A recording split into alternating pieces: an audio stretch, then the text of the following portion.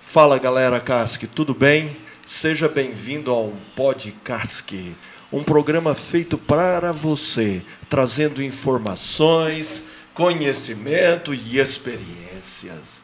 Hoje nós temos convidados especiais aqui, onde nós estaremos conversando sobre um tema que nós estamos trabalhando durante estes 10 dias. E eu gostaria de começar apresentando a professora Elis, a professora de artes, de música e da alegria. Amém, Jesus. Muito bom. Together. Eu quero apresentar a aluna Flávia, do 3º ano A. Oi, galera. Então, vou apresentar o professor Fábio, né? Acho que todo mundo já sabe, as matérias dele são as que todo mundo gosta, todo mundo quer, né? Professor de Física e Matemática. Uhul, né? Até a primeira prova, né? Mas é um prazer estar aqui com vocês, reunidos aqui, para a gente trabalhar uma semana, um momento de oração. Vamos lá. Olha, falando chique, você viu? Nossa, você viu? E nós vamos começar o podcast perguntando para a professora Elis, o que você gosta de fazer no seu tempo livre, de folga? Professora, eu não tenho tempo livre. Não é porque eu sou professora, não, tá? É porque eu tenho muitas habilidades e muitos hobbies. Eu devoro muitos livros. Eu toco 9 instrumentos musicais. Eu gosto de desenhar. Eu escrevo crônicas. Eu estou escrevendo 2 livros atualmente. Inclusive, um deles é um diário sobre Feliz como a Elis, o diário de uma professora nada ansiosa. Aí tem vários trechos de salas de aula que acontecem com os alunos. Eu também gosto de séries e, é óbvio, dos games, né? Tô sempre ali nos games. Isso porque não tem tempo livre. Exatamente. Lógico. Não tenho tempo livre por causa disso. Você imagina se tivesse. Sempre fazendo alguma coisa. Bom, como a primeira pergunta foi para a professora Elis, agora vai ser para o professor Fábio. Então dá para perceber como o senhor gosta muito de dar aula, principalmente de física, principalmente falando de fenômenos. Então, eu queria saber, quando você não está dando aula, o que você gosta de fazer? Também seus hobbies, quando você não está na área de exatas? Eu gosto de estar com a família, por incrível que pareça. Sentados ali, eu gosto de um bom bate-papo, uma boa comida, se de preferência, se puder. Gosto de cozinhar.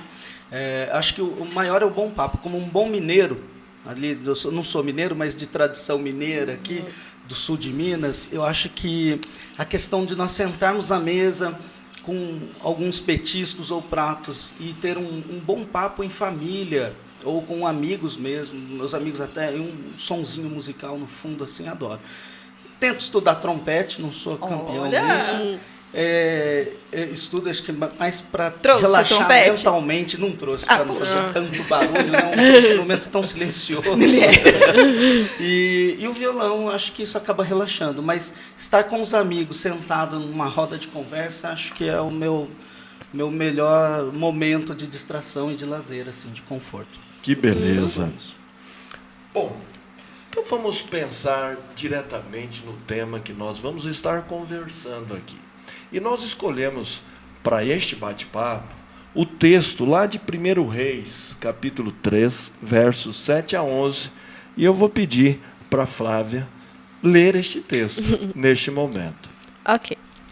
Agora, pois, ó Senhor meu Deus, tu fizeste reinar teu servo em lugar de Davi, meu pai. E sou apenas um menino pequeno. Não sei como sair nem como entrar. E teu servo está no meio do teu povo que elegeste, povo grande, que nem se pode contar nem numerar pela sua multidão. A teu servo, pois, dá um coração entendido para julgar teu povo, para que prudentemente discirna entre o bem e o mal. Porque quem poderia julgar a este teu grande povo? A esta palavra pareceu boa aos olhos do Senhor, de que Salomão pedisse isso. E disse-lhe Deus: porquanto pediste isso, e não pediste para ti muitos dias, nem pediste para ti riquezas, nem pediste a vida de teus inimigos, mas pediste para ti entendimento, para discernires o que é justo. Olha só, que oração que Salomão faz. O que te chama a atenção, professora Elis, nessa oração assim, de especial? Olha, como ser humano, um pouquinho de ansiedade, né? Tipo, eu não vou dar conta do que foi colocado na minha mão. E eu sou dessas, tá? Que quando eu recebo alguma coisa, a primeira coisa que vem, eu não vou conseguir. Mas depois logo vem a voz do Espírito Santo e fala, calma, respira, vai dar tudo certo. E aí, para mim, acho que vem a humildade de reconhecer que você talvez não consiga fazer algo e que Deus ele pode completar aquilo que está faltando na sua vida. E que sempre que você buscar Deus, quando você está com alguma dificuldade, pode ter certeza que Ele virá o seu auxílio. Amém. Certo? Algum comentário, professor? Eu acho que a questão da humildade, frisar essa questão da humildade que Salomão tem diante da direção de um povo, né? Você acha que se os governantes de hoje pudessem ter essa humildade de pedir a Deus, né, um discernimento maior, acho que a gente não estaria nesse caos. Se o meu povo que clama pelo meu nome se humilhar. Eu acho que é essa questão de humilhar, né? Tá. Humildade. Então, pode ser? Então, a gente pode notar que Salomão ele faz uma análise da própria condição, né? Tanto que ele deixa de lado todo o egoísmo que ele poderia pedir, né? E ele pede entendimento por causa da humildade que o Espírito Santo só pode colocar no nosso coração. O que a gente pode aprender, chegar a concluir? Nossa. Olha, eu acho que aí vai um pouquinho também de autoconhecimento, né? Você buscar conhecer suas limitações, conhecer suas habilidades, conhecer onde você tem dificuldades para estar trabalhando, para estar aprimorando. E sempre o estudo, buscar o conhecer e colocando Deus em primeiro lugar. Eu queria salientar a questão do esforço, né? A questão do mérito, da busca, que são, às vezes parece que eu nasci, às vezes para os alunos, né? Parece que eu nasci sabendo física, né? E eu falo, quantas madrugadas foram para conseguir entender determinado exercício, determinado momento, e a lei do retorno, né? Acho que como Salomão fala da sabedoria aí nessa questão, né? Do discernimento, de buscar e pedir, clamar a Deus, né? Por sabedoria. Eu acho que esse clamor aí, depois, se a gente continuar um pouquinho mais, ele ia falar, né? Que Deus parabenizou ele, olha, já que você foi humilde, a gente não, né? Eu, Deus, vou fornecer para você essa questão da sabedoria aí, que nenhum homem vai ter, né? Eu acho que é um ponto muito forte, né, dessa oração. Então, tem o clamor, sim, mas também o fato dele ir atrás, buscar esse entendimento. Eu acho que isso, nesse texto, para mim, destacou. O fato dele ir atrás e clamar a Deus, falar, Deus, me ajuda, olha, eu não quero riqueza, não quero posse, mas, por favor, me dê isso. Né, me dá discernimento para eu orientar um povo, imagina, comandar várias vidas, né, essa responsabilidade de chamar. Então, vem nessa questão. Dentro da fala que tanto a professora como o professor estão mencionando, o que me chama a atenção é a pessoa de Salomão olhando para si mesmo. Olhando para si mesmo. Como é difícil olhar para si mesmo.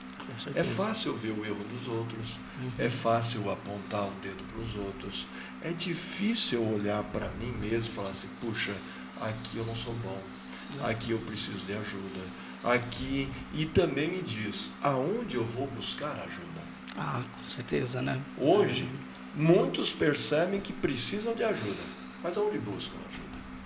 Então, isso me chama a atenção no fato de Salomão fazer uma análise de si mesmo. E nos ajuda a pensar, puxa vida, eu estou analisando minha vida, eu estou analisando minhas emoções, minhas escolhas, meus desejos. Será que isso está de acordo com Deus? Porque se não tiver, eu devo buscar. Tá? Mas continuando aqui, dentro do nosso cronograma, dentro deste texto que foi lido, entra ali um aspecto interessante que eu gostaria de perguntar para vocês. Salomão menciona um povo eleito. Este povo era especial e melhor do que os outros? Deus amava mais este povo? Como é que você entende isso? E eu espero que não. Não seja só esse povo. Aliás, eu tenho certeza que não, porque senão o amor de Deus não teria chegado até nós. Isso. Então, eu vejo que eu fui atrás, num primeiro momento que eu li isso, eu falei, poxa vida, será que, né? Aí eu falei, não, Salomão estava assumindo, né, todo o compromisso de liderar a tribo de Judá, né, e o povo de Israel. E eu falei, poxa, aí sim, né? Mas sempre aberto, né? Tanto que o reinado de Salomão foi fantástico também, né? Acho que é isso. Então, eu acho que essa identificação do povo de Deus é mais uma questão de exposição de entrega do que de nacionalidade em si, para falar especificamente de Israel. Ok. Qualquer um pode fazer parte do povo de Deus. Bom, professores, professora, posso falar um pouquinho sobre esse tema? Por favor, a gente quer aprender também. Então vamos lá. Pensa agora no seguinte. Quando a gente vai em Paulo, lá em 1 Coríntios, ele compara a igreja a um corpo, onde os membros são pé, perna, coração, braço. Mas isso não significa que Deus ama o pé mais do que o braço ou mais do que o coração. Significa que nós temos funções diferentes dentro do corpo. Amém. Israel foi o povo escolhido para uma função de levar a luz para aqueles que não conheciam a Deus. Então, o amor de Deus fez com que escolhesse Israel para trazer os outros para o amor de Deus. Então, nós muitas vezes confundimos amor com função, e não podemos. Deus ama a todos de igual forma, mas Ele dá funções diferentes para as pessoas. Graças e hoje a Deus. nós acreditamos que essas funções são individuais. Senhor, obrigada por não ter me escolhido para a física. Agora temos essa oportunidade. Meu pai, Ai. tem de piedade de mim. Bom, sobre o pedido que Salomão faz a Deus, percebe-se que ele vai contra todo o instinto natural do ser humano, né? Que é ser egoísta, porque em vez ele pode pedir tudo o que ele quiser, só que ele pede especialmente sabedoria para lidar um povo. Dá até para comparar conosco, né? Porque provavelmente eu não ia pedir isso, né? Provavelmente a maioria de nós não ia Se Eva pedir. não tivesse comido fruto, eu tinha comido. Então, não é? Não adianta. Então, agora, o que a gente pode aprender com isso? Deixar o egoísmo de lado, pensar em como que a gente o que é melhor, o que Deus quer pra gente. Sabe que eu tinha pensado quando eu vi o script, né? Dei uma olhada, falei, olha, vou pensar numa modelagem, numa resposta, mas agora, com o professor falando aqui, eu estou pensando assim, que legal, né? Que cada um tem uma função, um compromisso, uma atitude. Eu acho que hoje, com essa visão, eu pediria, assim, também mais sabedoria, discernimento, para poder fazer a acolhida mais dos meus alunos, assim, se eu pensar na sala de aula, na minha função de pesquisa. Mais curiosidade não dá, né? Mas eu já me acho muito curioso para tudo, gosto de aprender um pouquinho de cada. Às vezes não, é meio pato, né? Não nada direito, não nada, mas sabe um pouquinho de cada ali. Acho que às vezes eu vou nessa direção da completude, né? Então acho que a sabedoria e o discernimento ali e saúde, né? Hoje a gente pede bastante saúde.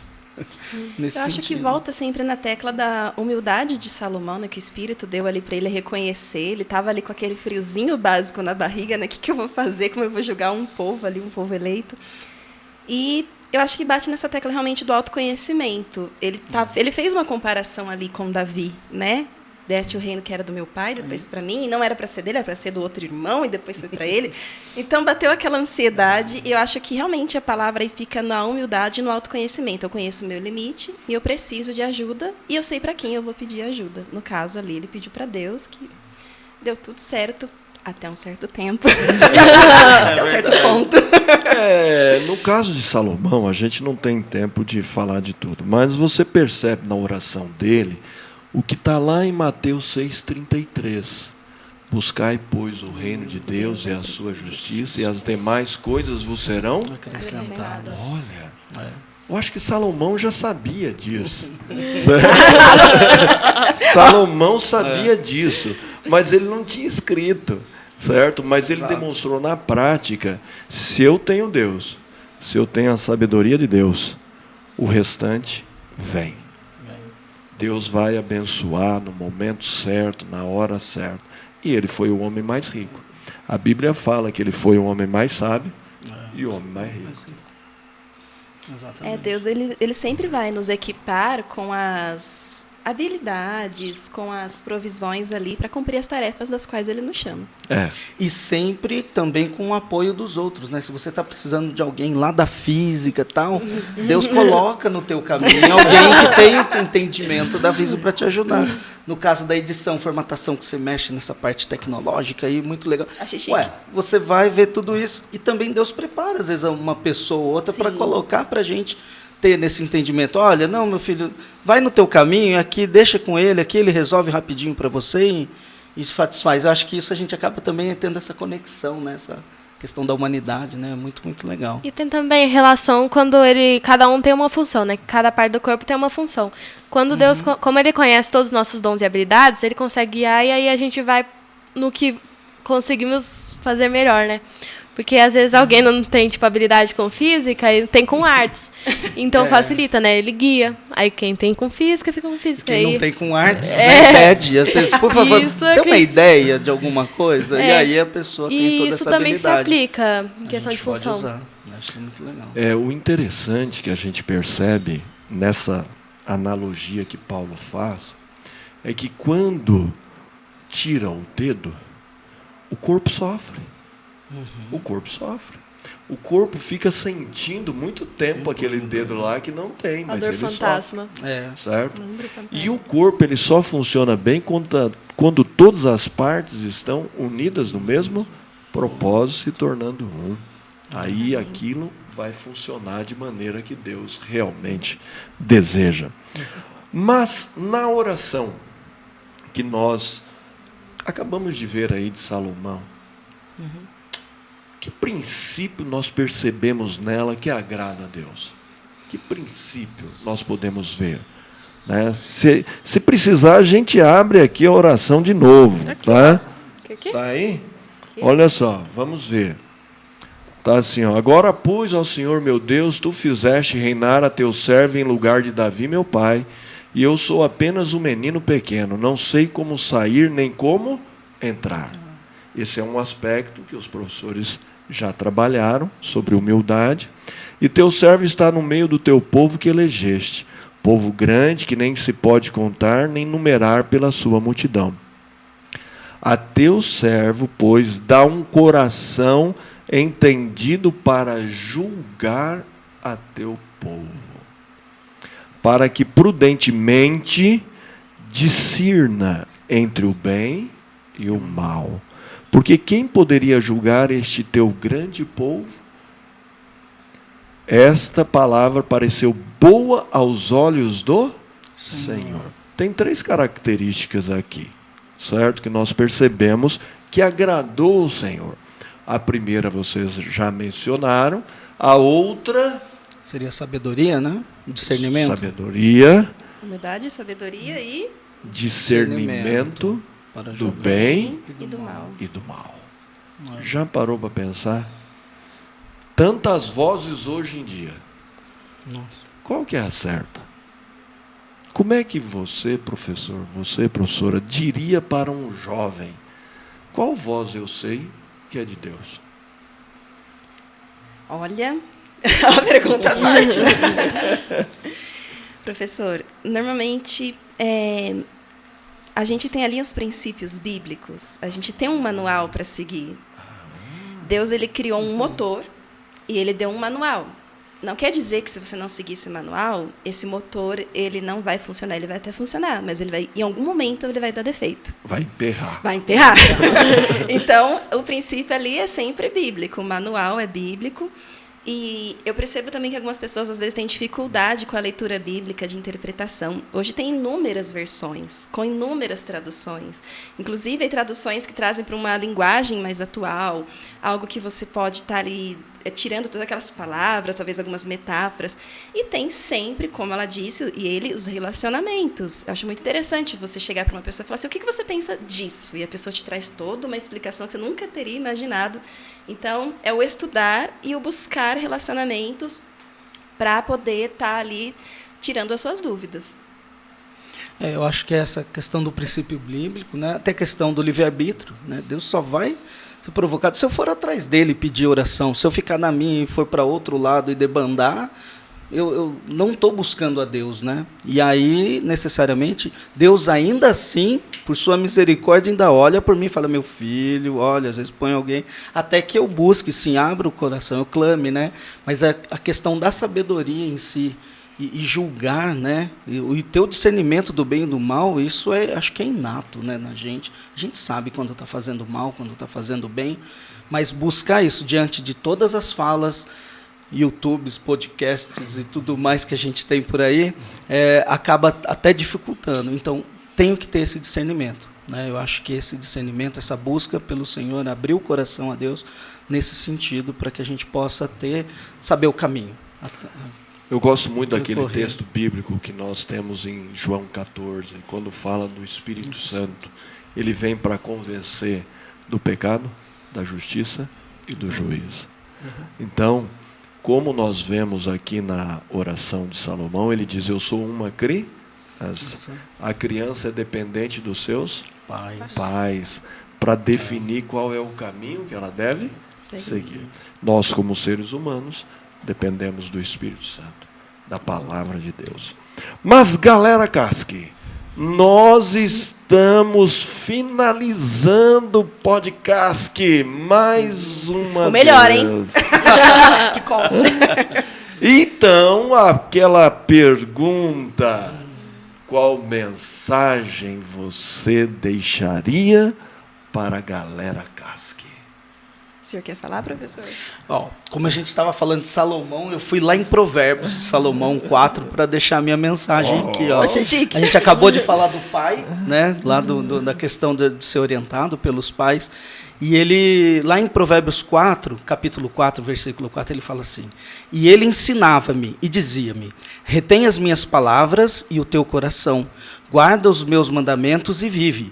E no versículo 5 ele fala, adquire a sabedoria, adquire a inteligência e não te esqueças nem de partes das palavras da minha boca.